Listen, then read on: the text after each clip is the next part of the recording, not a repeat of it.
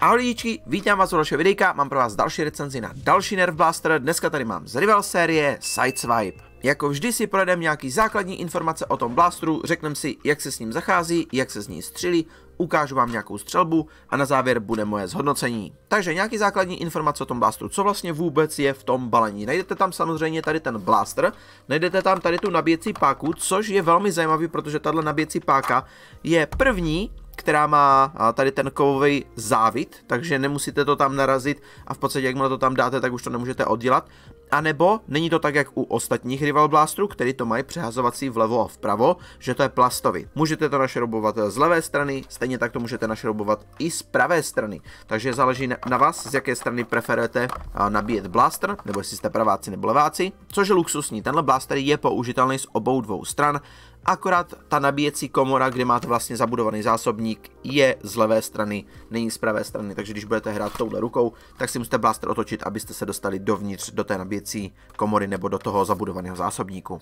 Jinak třeba pojistka, to je tady tohle, je z obou dvou stran, takže ať už jste praváci nebo leváci, tak můžete používat pojistku. V tom balení pak bylo 12 kuliček Rival a samozřejmě to z toho důvodu, že tenhle blaster je na 12 kuliček. Jinak na tom Sideswipeu, jak vidíte, tak není žádná taktická lišta, není tady prostě nic, žádný taktický příslušenství. U těch Rivalek ještě OK, protože stejně nemáme žádný Rival taktický příslušenství v prodeji, takže jako OK, vůbec se nezlobím, že tam není taktická lišta. Nicméně celkem bych ocenil, kdyby tam byl nějaký oko nebo něco, kam si může člověk připnout nějaký popruh. Je tady sice tady takovej jakože náznak, že tady jakože něco má být, ale upřímně moc použitelný to není. Takže to je jediná věc, která mi na tomhle blasteru celkem chybí. Je prostě nějaký oko pro připnutí taktického popruhu. To by tam teda mohlo být. A samozřejmě ta nejvíc zajímavá věc tady na tomhle celém blasteru, to, co dělá ten blaster tak zajímavý a to, co tvoří vlastně tu hlavní myšlenku tady té série Curve Shot, je ten otočný hop-up. Mimochodem pro ty z vás, kteří úplně nerozumí tomu, co to je hop-up, je to v podstatě taková gumička, která je v hlavní. Ona trošku přibrzdí ten projektil, když letí z toho blasteru ven, ale přibrzdí ho jenom z jedné strany, a to z vrchní strany. To znamená, že ta spodní strana jde ven z toho blasteru rychleji než ta vrchní strana. Tím pádem ten projektil, ta kulička, dostane zpětnou rotaci, začne se točit dozadu a tím pádem ji to jak kdyby začne zvedat. A to způsobí, že ten projektil doletí větší vzdálenost. A samozřejmě, když byste teoreticky ten hop-up otočili do boku, kdybyste ten blaster otočili do boku, tak ten projektil se bude stáčet do strany, což je celá myšlenka tady té série. Takže tady vepředu máme zabudovaný hop-up, který můžeme otáčet. Je tam několik přednastavených pozicí, vy si ho můžete otočit teda do jakékoliv pozice v podstatě chcete, ale on se zastaví jenom v některých pozicích napevno. Takže máme tady tu vrchní pozici, tak aby to střelo co nejdál a rovně. Máme tady takhle do boku doprava, máme tady takhle do boku doleva. Pak tady máme dolů, takže teoreticky, kdybyste se chtěli střílet za nějakou zítku, nebo kdyby se někdo schoval za nějakou překážku a byste chtěli střílet za to, tak můžete taky. A nebo to můžete dát do jakékoliv pozice, co vám se líbí, akorát se to tam, jak kdyby nezastaví, že to tam neklikne. Nicméně i tak, když to dáte do té pozice, tak není to jako, že by se vám to posunulo samo od sebe. Jo, drží to celkem dost pevně v té pozici, takže můžete si to v podstatě dát kamkoliv chcete. Teď jak ten blaster vůbec používat? Tady je zabudovaný zásobník, takže musíte tam dát nejdřív kuličky. To uděláte tak, že tady tu černou věcičku posunete úplně dozadu, až vám to cvakne. Tím se vám zpřístupní tady tohle místo, tam nacpete kuličky, celkem 12 kuliček, pak to zase uvolníte. Tím pádem ta pružina tlačí na to a tlačí ty kuličky dovnitř do hlavně.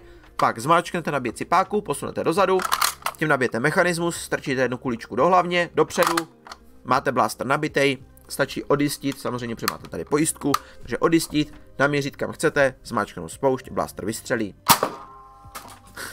Takže to by byly nějaké informace k tomu blasteru, jdem si z něj teďka zastřelat a pak se vrhneme na moje závěrečné zhodnocení.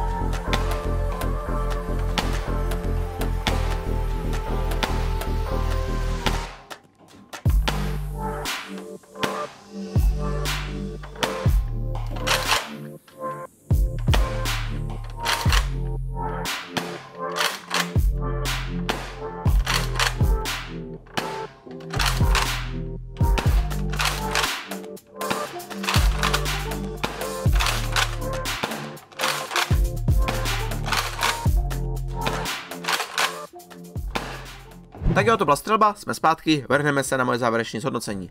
Začal bych opět vizuálem, vzhledem, tím, jak je ten blaster zpracovaný. Tady ten blaster mi na první pohled nepřijde, že by byla taková ta úplně super prémiová kvalita, na kterou jsme zvyklí u ostatních rival blasterů. To ale neznamená, že je špatný, akorát prostě tohle to není takový ten hasbrácký top, protože tenhle blaster není nabarvený a ty plasty jsou takový velice jednoduchý. Řekl bych, že tady tohle se spíš blíží k takovému tomu standardu, co Hasbro má pro jejich třeba modulu sérii, takovou tu starší sérii Elite. Takže takový ty jejich normální blastery. Jo, tohle je takový pocitově je to prostě mezi těma jejich standardníma blasterama a rival sérií. Někde mezi tím. Je to škoda, že ten blaster není nějak barvený, že tady není víc takových jako designových prvků, protože on je celkem dost jednoduchý. Jediná věc, co tady je tady tohle logo rival, což aspoň to je udělaný hezký. Ono celkově ta kostra je velice jednoduchá. Těch detailů tam prostě pár je, ale je velice jednoduchá. Což vůbec není na škodu. Někdo preferuje jednoduchý blastery a proč ne? Takže s tím provedením vůbec nemám problém. A pokud jde o střelbu a o výkon toho blasteru, očekávejte od toho stejný výkon jako od ostatních manuálních rival blasterů, kolem těch 90-100 fps. Ten výkon je víc než dostačující. Ten modulární hop-up je takovej zvláštní, protože samozřejmě u drtivé většiny blasterů můžete ten blaster prostě otočit do boku, abyste docelili v podstatě stejného efektu, aby to střelilo prostě zakřiveně třeba za roh. Protože ano, ono to opravdu střílí za roh, což je největší uleťárna. Ten hop-up je celkem takový decentní, je takový mírnej. Tím pádem i ta rotace je taková jako decentní. Je tam, jde to vidět, ano, opravdu střílí to za roh, ale není to tak, že by to střílelo prostě do pravého úhlu. Jo, toho nečekejte. Vzhledem k tomu, že ten hop-up je udělaný dobře a fakt to funguje, tak si vůbec nemám na co stěžovat. Tohle je prostě dobrý manuální rival blaster. Ergonometrický je celkem pohodlný, má teda velkou rukojeť, ale mě osobně tohle vyhovuje. Drží se dobře, hraje se s ním dobře. Samozřejmě ta pažba by mohla být trošičku delší, na mě osobně, protože já jsem velký, ale myslím si, že pro drtivou většinu lidí tohle je použitelný. Navíc ono to není celkem problém používat, i když je to kratší. Je fajn, že má zabudovaný zásobník, protože prostě zásobníky teďka jsou celkem dost nedostatkový zboží tady u těch blasterů, takže to je fajn. Skvělý nabíjení, to, že to má prostě kovovou páku, je pecka. Konečně to Hasbro pochopilo, konečně Hasbro začalo dělat tady ty nabíjecí páky pořádný, takže tohle je určitě obrovský upgrade, což chválím. Jedinou věc, jedinou moji poznámku, co jsem zaznamenal tady s tímhle blasterem, když ten zásobník je moc napěchovaný, když ty kuličky jsou prostě natlačeny moc na sebe a tlačí do té hlavně, tak může se stát, že když tou pákou jedete dopředu, tak ono to zachytne nějakou z těch kuliček a i kdyby trošičku ji zmáčkne. Takže může se stát, že se vám ta páka zastaví tady. Většinou pomůže, když dáte jenom trošičku dozadu, zase zpátky a zkusit to dát zase dopředu. Většinou ten problém vzniká, když se tady vevnitř snaží nacpat do hlavně další kulička. Nejvíc, co se mi osvědčilo, je posunout tohle trošičku dolů, trošku uvolnit ten mechanismus, ať ty kuličky tak moc netlačí se do té hlavně. Takže jenom taková informace, co jsem prostě vypozoroval. Jinak samozřejmě, když byste chtěli koupit tady tenhle blaster, cokoliv jiného teďka z rival série, tam máme pár nových zajímavých věcí a vlastně máme tam i pár dalších jiných zajímavých věcí. Tam je celkem dost teďka zajímavých věcí. Tak mrkněte na Spectrum Zone, mrkněte na Nerf Market, samozřejmě nejlepší shopy na Nerf záležitosti. Jinak jak se ke mně dostane ještě ten menší blaster, tak samozřejmě na ten budu dělat recenzi taky, na ten se taky těším, protože tady z té série Curve Shop máme teďka 2 blastery a uvidíme, kdy se k nám dostane ta brokovnice, na co jsem taky celkem zvědavej. Zatím ještě nevyšla oficiálně tady pro nás pro Evropu, takže uvidíme, kdy se to k nám dostane. Každopádně podle tohohle blasteru ta série vůbec nevypadá špatně, takže za mě osobně celkem spokojenost, určitě tenhle blaster doporučuji. Je to velice solidní manuální rival blaster, takže pokud byste něco takového chtěli, tohle je i za celkem fajn cenu. Jinak kdybyste měli nějaký dotazy, připomínky, cokoliv, pište mi dolů do komentářů. Za mě to pro tohle videjko všechno. Mějte se fajn, uvidíme se třeba zase příště u další recenze a do té doby ahoj.